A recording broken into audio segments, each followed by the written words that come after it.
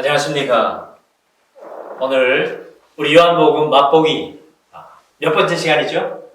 네, 두 번째 시간으로 우리가 요한복음을 주일마다 같이 나누면서 먼저 말씀을 나누기 전에 요한복음 맛보기의 시간을 가지고 있습니다.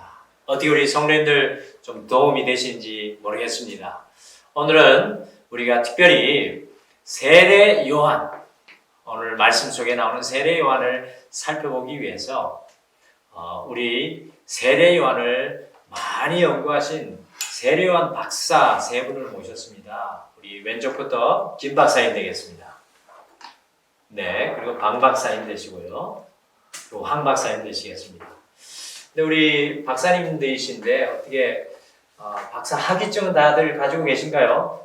김 박사님? 집에다 잠깐 두고 나중에 믿거나 말거나 한데 황 박사님 가져오셨나요? 저는 좀 최근에 잃어버려가지고 지금 대학교에 지금 발급 신청을 받아놓은 상태라 나중에 꼭 보여드리도록 하겠습니다. 오늘 신뢰도가 상당히 떨어집니다. 그래서 어쨌든 오늘 세례 요한 박사님들과 함께 요한복음 맛보기 두 번째 시간인데요. 오늘은 요한복음 1장 19절에서 34절 말씀입니다. 우리 박사님들과 더불어서 제가 4절씩 우리 성도님들과 함께 1장 19절부터 34절 읽겠습니다. 우리 김 박사님부터 읽어주시죠. 유대인들이 예루살렘에서 제사장들과 레위인들을 요한에게 보내어 내가 누구냐 물을 때에 요한의 증언이 이러하니라. 요한이 드러내어 말하고 숨기지 아니하니 드러내어 하는 말이 나는 그리스도가 아니라 하는데 또 묻되 그러면 누구냐 네가 엘리야냐 이르되 나는 아니라 또 묻되 네가 그 선지자냐 대답하되 아니라 또 말하되 누구냐 우리를 보낸 사람 이들에게 대답하게 하라. 너는 내게 대하여 무엇이라 하느냐. 이르되 나는 선지자 이사야의 말과 같이 주의 길을 곧게 하라고 광야에서 외치는 자의 소리로라 하니라. 그들은 바리새인들이 보낸 자라. 또 물어 이르되 내가 만일 그리스도도 아니요 엘리야도 아니요 그 선지자도 아닐진데 어찌하여 세례를 베푸느냐. 요한이 대답하되 나는 물로 세례를 베풀거니와 너희 가운데 너희가 알지 못하는 한 사람이 섰으니 곧 내 뒤에 오시는 그이라. 나는 그의 신발끈을 풀기도 감당하지 못하겠노라 하더라. 이 일은 요한이 세례 베풀던 곳 요단강 건너편 베다니에서 일어난 일이니라. 이튿날 요한이 예수께서 자기에게 나아오심을 보고 이르되 보라 세상 죄를 지고 가는 하나님의 어린 양이로다. 내가 전에 말하기를 내 뒤에 오는 사람이 있는데 나보다 앞선 것은 그가 나보다 먼저 계심이라 한 것이 이 사람을 가리킴이라. 나도 그를 알지 못하였으나 내가 와서 물로 세례를 베푸는 것은 그를 이스라엘에 나타내려 함이라 하니라. 요한이 또 증언하여 이르되 내가 보매 성령이 비둘기같이 하늘로부터 내려와서 그의 위에 머물렀더라.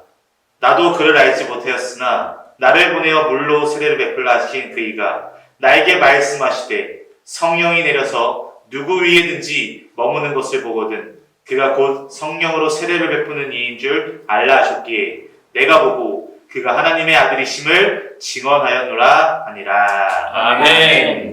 오늘은 우리 세례 요한을 연구하신 박사님과 더불어서 저는 세례 요한 자신으로 오늘 제가 세례 요한인 것처럼 같이 이 세 분의 박사님들과 함께 세례 요한을 연구한 것과 세례 요한 자신의 생각들을 우리 성도님들 위해서 이렇게 같이 나누면서 우리 성도님들에게 말씀의 이해력과 통찰력을 전해드리려고 합니다.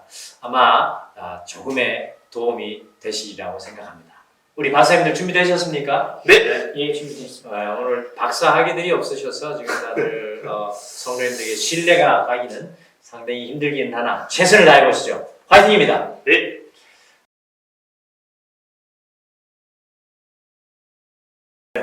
저희가 세례 요한에 대해서 되게 열심히 준비하고 분석했는데요.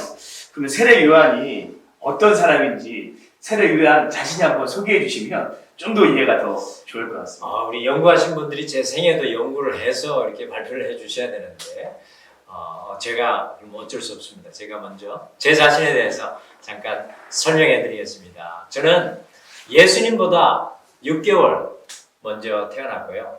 사실은 예수님과 먼 친척지간입니다.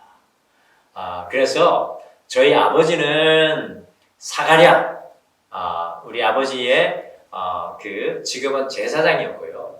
저희 어머니는 엘리사벳, 또 이 아론 집안의 딸로 저는 이 아론 제사장의 뼈대 있는 집안의 아들로서 이 선지자의 명맥을 이어가는 그런 가정의 백그라운드를 가지고 있습니다. 그래서 저를 연구하시다 보면 저의 이 모습과 상당히 대치되는 부분들이 또 나오실 텐데요. 조금의 도움이 되셨습니까? 네. 도움이 되었습니다. 이해된 것 같습니다. 네. 저희가 알고 있는 내용과 별로 다르진 않네요. 네. 네.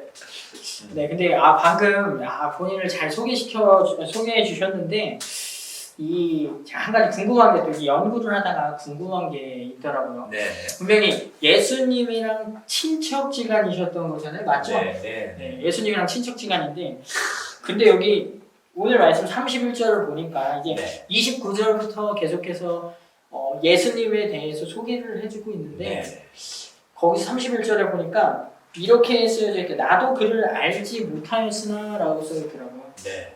근데 아무리 생각해봐도 예수님이랑 이게 친척지간이었으면 예수님을 몰랐을 리가 없는데 네. 왜 여기서 몰랐다라 나도 그를 알지 못한다라고 이야기를 하고 있는지 이게 좀 이해가 좀 안 되더라고요. 방 박사님 연구 결과는 뭐 어떤 내용이? 아, 어떤 결론이 있으셨습니까?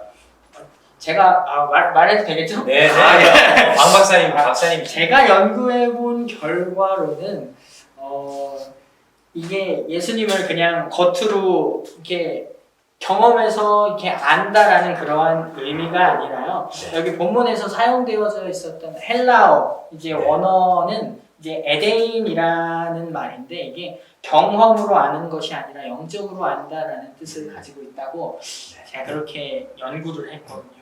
그래서 예수님의 존재는 당연히 친척이었기 때문에 알 수밖에 네. 없었지만 그러나 영적으로 그가 독생자이시며 메시아임을 먼저 온전히 알지는 못했다라는 그런 의미로 저희가 연구를 했는데 맞을까요? 이게? 역시 방 박사님이 맞는 것 같습니다. 네.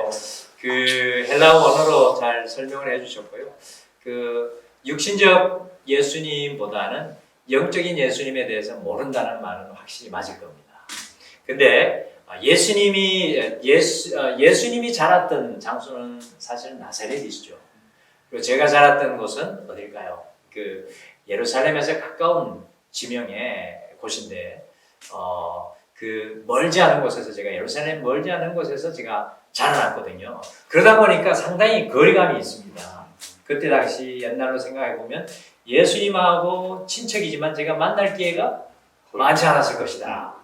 그리고 옛날에는 사촌지간, 오촌지간 하면은 이 엄청나게 많은 자녀들 낳을 때이기 때문에 사촌지간 할지라도 서로가 알기가 쉽지 않았을 거예요. 그러나 더 중요한 것은 우리 반 박사님 말씀대로 그 영적인 부분에 대한 경험적인 알매에 대한 부분에 모른다는 의미가 저는 더 정확하다고 생각이 됩니다. 예수님과 서먹서먹한 사이였다. 굉장히 네. 서먹서먹한 사이였습니다. 그렇죠. 감사합니다. 네.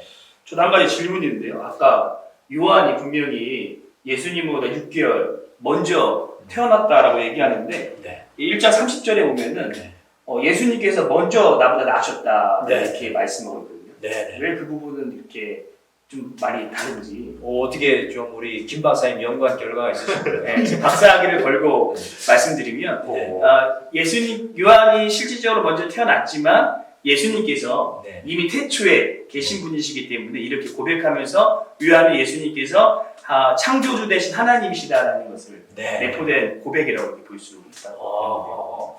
저는 이제 세례 요한이기 때문에 그 그리스말을 쓰는 그런 문화적 배경에 자랐기 때문에 오늘 성경 그리스말에 보면은 이 프로스토스라는 말이 쓰여졌습니다. 프로스토스라는 말은 처음이라는 단어거든요. 그래서 사실은 제가 예수님을 볼 때 제가 6개월 빠른 형이지만 제가 예수님을 보고 깨닫다 보니까 이분은 육신적으로 6개월 나보다 늦게 태어나신 분이지만 하나님과 태초부터 계셨던 로고스다라는 것을 제가 깨닫게 된 거죠. 네. 김 박사님도 상당히 박사님의 가까우신 분이라는 생각이 듭니다. 어, 네. 앞에 두 분이 이러니까 더 부담이 네.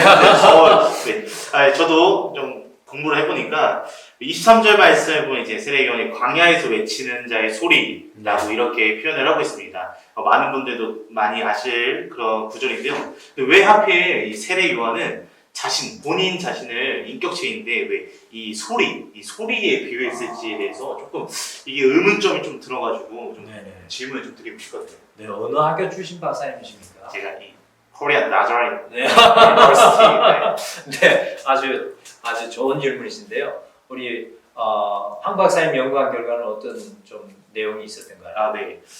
제가 연구한 결과는 이거 혹시 저희 청문회인가요? 저희가 질문하고 답변을 네. 네. 어쨌든 네, 네. 이렇게 우리 유한 선생님께서 물어보셨으니까 네. 일단 제 연구 결과로는 이 광야에서 외친 자의 소리라고 했을 때 소리로 비유한 것이 아무래도 소리라는 것이 가장 정확하고 또한 그 진실성 있게 전달되어야 한다는 그런 특성을 좀 갖고 있기 때문에 이 요한이 소리라는 것을 표현하고 또한 요한이 자신을 이제 그렇게 말하는 것, 예수님에 대해서 말하는 것이 정확하고 또한 이게 진실성이 있다라고 약간 이렇게 간략해서 좀 함축적으로 의미를 해서 표현하고 있어서 자기 자신을 소리라고 표현을 했다라고 저는 이렇게 조금 연구를 좀 해봤거든요.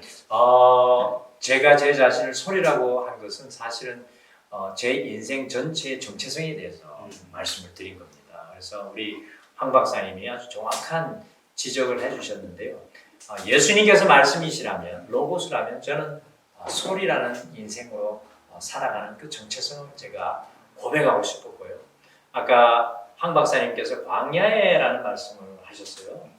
사실은 제가 1회 뵈도 우리 제사장 출신 집안 아닙니까? 그렇죠. 그리고 또 저희 어머니 또 아론 집안, 저희 아버지도 아론 집안에 이 계보를 잇는 뼈대 있는 집안인데 제가 광야로 나갔단 말이죠. 굉장한 의미가 있는 말입니다. 혹시 그것에 대해서 왜 제가 그랬는지 연구하신 분이 좀 있으세요? 그분에 관련된 어떤 질문이 있으십니까? 연구하신 분들, 우리 박사님들 중에? 네, 일단 말씀하신 것에 대한 질문이 될지는 모르겠지만 답변과 질문이 될지는 모르겠지만 일단 세례 요한 그 요한께서 지금 광야로 나가신 것은 여러 가지를 보면 이제 약대 털옷을 입고 이렇게 메뚜기와 석청을 먹고 이런 모습들을 볼 때에 이 세상과의 단절된 모습들 그 가운데서 예수님만을 오직 외치고 싶었던 그 세례 요한의 처절한 몸부림이 아니었을까 이렇게 생각이 지더라고요. 근데 이렇게 보면서 또 의문점이 좀 들었는데 혹시 거기서 진짜 메뚜기 드셨나요? 거기 보니까 메뚜기와 석청을 먹고서 거기서 지냈다라고 하는데 아까도 말씀하셨듯이 이렇게 잘 먹고 잘 살았었을 것 같은데 좀 부유하게 사셨을 것 같은데 갑자기 광야로 나가서 그 메뚜기랑 석청을 먹으면서 살았다라는 게 사실 쉽지만 않았을 것 같은데. 그렇죠. 맞습니다. 우리 또 황 박사님께서 중요한 말씀을 해주셨어요. 사실은 뼈대 있는 집안이고 괜찮은 집안인데 광야로 나간 것과 메뚜기와 석청을 그것에서 먹고 있었다는 것 자체가 이해 안 되실 분들도 많이 있겠죠. 근데 이제 사실은 광야로 나간 것과 이 모든 것이 다 연결되는 문제 같습니다. 그런데 이스라엘 백성들이 출애굽을 해서 간 곳이 어디였습니까? 가나안 땅인데 가나안 땅 가기 전에 어디입니까? 광야에 광야로 나갔죠. 모세가 인생 황금기 40년을 보내고 하나님의 부르심을 받기 전에 나간 곳이 어디입니까? 광야. 우리 예수님 역시도 사실은 제가 세례를 베풀고 성령 충만하시고 난 다음에 가신 곳이 어디입니까? 그리고 사도 바울이 예수님 만나고 간 곳이 어딜까요? 아라비아 광야로 갔습니다. 광야에는 사실 굉장한 영적인 의미가 있습니다. 왜 그러냐면은 광야는 하나님의 백성들을 빚어나가시는 우리 주님의 영적인 풀무불 도가니라는 거죠. 여러분들 제가 선지자 중에 마지막 선지자인 걸 아십니까? 네, 알고 있습니다. 알고 있습니다. 이 신약 성경이 다시 기록되기 전에 몇 년간의 침묵이 있었던 것을 혹시 아십니까, 박사님? 400년간의 침묵이 있었는데 그 400년의 침묵을 뚫고 사실은 하나님께서 저를 광야로 보내셨거든요. 여기에는 굉장한 의미가 있는 것은 하나님께서 저를 광야로 보내셔서 그 광야로 다시금 예수님을 통해서 하나님의 백성들을 빚어나가신다는 놀라운 영적인 의미가 거기에 있었습니다. 그래서 사실은 우리 방 박사님께서 질문했듯이 정말 메뚜기와 석청을 먹었느냐, 메뚜기를 먹었는지 석청을 먹었는지 지엽 열매 아니면 다른 걸 먹었는지 그것이 중요한 것보다는 제가 광야로 나아가서 사실은 정말 그 먹기 힘든 음식을 먹어가면서 그 광야 속에서 주님의 길을 준비했다라는 그 부분이 참 우리에게 영적인 굉장한 의미가 있으실 거라고 생각이 듭니다. 네. 저 나중에 기회가 되면 석청을 꼭 한번 먹어보고 싶습니다. 네, 한번 광야를 가는 게 아니고 우리 김 박사님 먼저 광야로 좀 나가셔야 되지 않을까요? 네. 먹을 수 있다면 광야까지. 아, 요즘 김 박사님 다이어트 하신다는데 메뚜기랑이. 광야로 삼고기시오? 새로운 다이를 좀 보내야 될 것 같습니다. 네. 네, 어떤 또 다른 세례요한을 연구하시면서 저를 연구하시면서 어떤 또 질문이 있으신가요? 저는 이제 제가 읽은 본문을 보면서 네. 19절에도 얘기하지만 이 본문은 증언에 대한 아주 강한 메시지가 있다. 네. 그래서 요한도 한 5가지를 좀 증언하더거든요. 예수님이 어떤 분이신지. 네. 그래서 27절에 보면은 예수님의 신발을 풀기도 감당하지 네. 못한 분이라고 얘기하면서 예수님의 높으심을 네. 고백하고 있고요. 29절에는 하나님의 어린 양이라고 얘기하면서 네. 예수님께서 우리를 구원하기 위하여 오신 예수님이시다. 또 30절에는 예수님보다 먼저 태어났지만 예수님이 먼저 태어나셨다고 고백하면서 그분이 아까 목사님께서 말씀하셨던 것처럼 태초에 계셨던 하나님이시다라고 얘기하고 있고요. 33절에 성령이 비둘기같이 임하시면서 이분이 성령으로 세례를 주시는 분이시다라는 걸 고백하고 있고, 마지막으로 34절에 하나님의 아들이라고 마지막 선포하면서 이분이 메시아다, 네. 구세주다라는 것을 요한이 강력하게 주장하고 있는데, 그러면 이런 것들 고백하셨잖아요. 네. 그러면 마지막으로 정리하면서 네. 예수님이 어떤 분이신지 한번 요한이 생각한 예수님에 대해서 포괄적으로 말씀해 주시면 좋을 것 같아요. 사실은 이 증인이라는 단어가 요한복음에 제가 알기로는 동사와 명사를 합쳐서 제가 증인이라는 이야기를 계속 하고 있는데요. 30회 이상 거의 40회 나옵니다. 네. 마태, 마가, 누가복음은 상당히 적게 나와요. 뭐 어떤 때는 한두 번 나오고 10회 미만으로 나오는 그런 일이 있는데, 사실은 이 세례 요한 제 자신은 예수님의 증인이다라는 것을 저는 끊임없이 좀 보여주고 싶은 것이 저의 간절한 삶의 목표였습니다. 그래서 처음부터 끝까지 우리 김병준 박사님께서 잘 요약해 주셨던 것처럼 예수님께서 하나님의 아들이신 것, 예수님께서 우리의 희생제물이 되신 것, 또 예수님께서 이 땅에 태초부터 계신 것에 대해서 저는 끊임없이 발견하면서 그것에 대해서 증언을 한 거죠. 증인되기 위해서는 사실은 예수님을 많이 아는 것이 필요하다. 저도 예수님 세례 주면서 성령님께서 예수님 머리 위에 임하신 것을 보면서 정말 예수님이 누구라는 그분인 것을 깨닫게 되었을 때, 제가 사실은 30년의 짧은 인생을 살았지만 제 인생에 말할 수 없는 놀라운 기쁨과 은혜를 경험했습니다.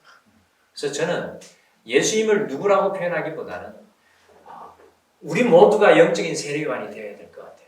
우리 모두가 영적인 증인, 날마다 매 순간마다 주님을 발견하고 알아가는 사람, 그 사람이 저는 증인이라고 생각합니다. 그래서 내가 뭘 많이 알아서 증인인 것이 아니라 내가 예수님 만났기 때문에, 내가 예수님 경험했기 때문에 제가 증인이 될 수 있었던 거거든요.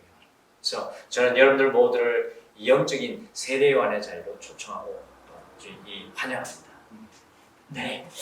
그럼 지금 말씀을 이렇게 잘 해주셨는데, 세례 요한의 이제 중점적인 사역이 그러면 예수님을 증거하는 증인으로서 이런 사역을 하셨다라는 말씀이신 거죠? 네. 네. 근데 다른 복음서들과는 다르게 요한복음에서 네. 이제 세례 요한이 어떤 사역, 그러니까 저희들이 알고 있는 일들, 일반적인 일들, 네. 어떤 사역들을 했는지는 그렇게 많이 써있지는 않더라고요. 네네. 그래서 혹시 본인이 어떤 사역을 좀 중점적으로 많이 하셨는지 이런 것들 네. 좀 이야기해 주실 수 있어요? 그렇죠. 제가 사실은 그 광야로 나가서 사람들을 광야로 나오게 했고요. 그것은 이스라엘 백성들, 우리 이스라엘 백성들이 삶을 그 광야에서 새롭게 다시 시작하자는 의미에서 다가오시는 메시아를 만날 준비를 하자는 그런 의미에서 광야로 초청했는데 저는 광야를 오늘날의 교회로 말씀드리고 싶습니다. 교회로 초청해서 제가 회개하라 천국이 가까웠느니라. 우리 주님께서 지금 우리를 기다리고 계시니 준비합시다. 제가 회개의 복음을 외쳤고요. 그리고 오는 사람들에게 세례를 베풀었습니다. 그 세례는 뭐냐면은 원래 예수님 시대에도 세례가 있었어요.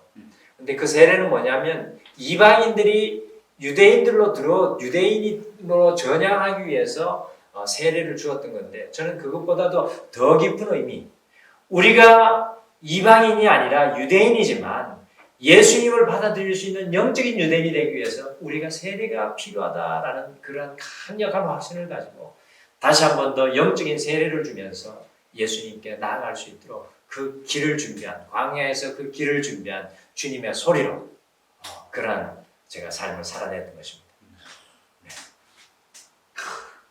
굉장히 아주 중요하고 또 멋진 사역들을 하셨네요. 근데 계속 저만 말하는데요. 박 박사님이 좀 진짜 박사님 같아요. 네. 제가 좀 연구를 좀 많이 네, 해서. 네.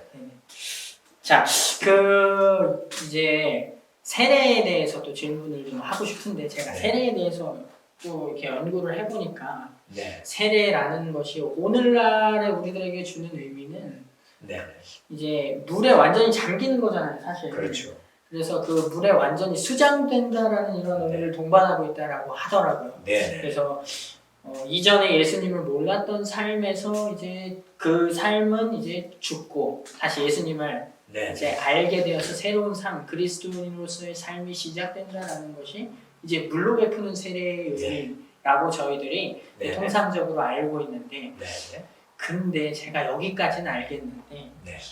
제가 이 머리는 이게 참 차가운데 가슴이 뜨겁지 못해가지고 이게 성령으로 세례를 베푼다라는 게 나와 있는데 예수님은 요한께서는 물로 세례를 주었지만 예수님은 성령으로 세례를 주실 것이다라고 하는데 이 성령으로 세례를 준다는 게 제가 잘 아직은 이해가 안 되더라고요. 네. 제가 예수님께 세례를 베풀면서 저도 사실은 물로 세례를 베풀었죠. 그러면서도 제가 사람들에게 외쳤습니다. 회개에 합당한 열매를 맺으라. 군인들에게는 제가 사람들을 압제하지 말고 관리와 정치하는 사람들에게는 사람들을 뇌물 받지 말고 어려운 사람들에게 옷을 나눠주고 뭐 이런 이야기를 했었는데 제가 예수님께 세례를 베풀 때 성령님이 예수님께서 입게 임하는 걸 보면서 놀라운 지혜를 하나 얻게 되었습니다. 이 성령 세례는 사실은 다스림과 점령과 통치의 의미입니다.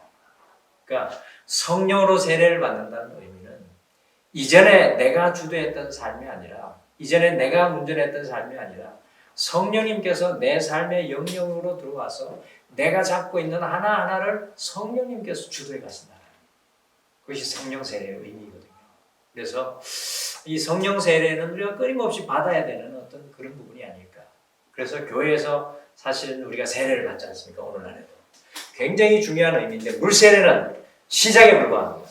성령 세례는 끊임없이 다투며 분투하면서 주님께서 내 인생을 주도해 가시도록 내가 포기하는 과정, 성령에 잠기는 과정.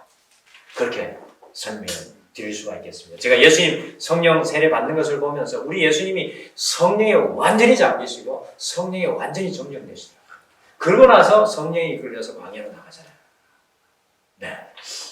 네, 감사합니다. 몰랐었는데 저도 받은 것 같네요. 네.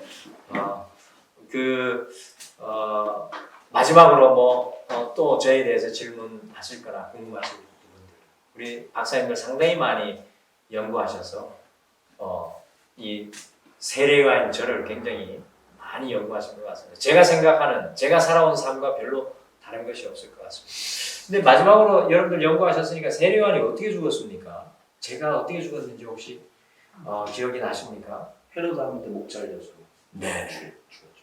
그렇죠. 우리 사실은 굉장히 비운의 주인공으로 그려질 수 있지만 예수님께서는 저에게 뭐라고 그랬습니까? 여자가 낳은 사람 중에 가장 존귀한 자다.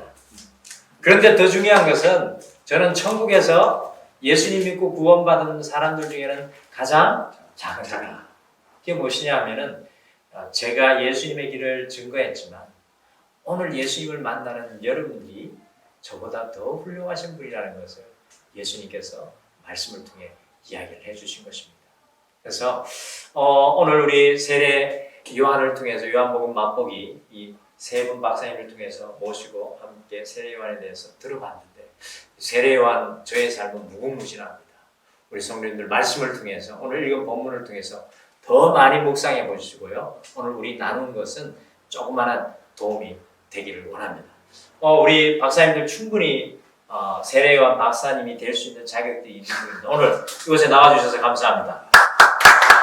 혹시 우리 성도님들 중에 이 세 분이 의심스러운 분은 나중에 붙잡고 또 저 세례 요한에 대해서 더 물어보시기를 바랍니다. 오늘 함께 해주셔서 감사하고요. 우리 성도님들께 마지막으로 사랑합니다라고 인사하겠습니다. 사랑합니다. 감사합니다.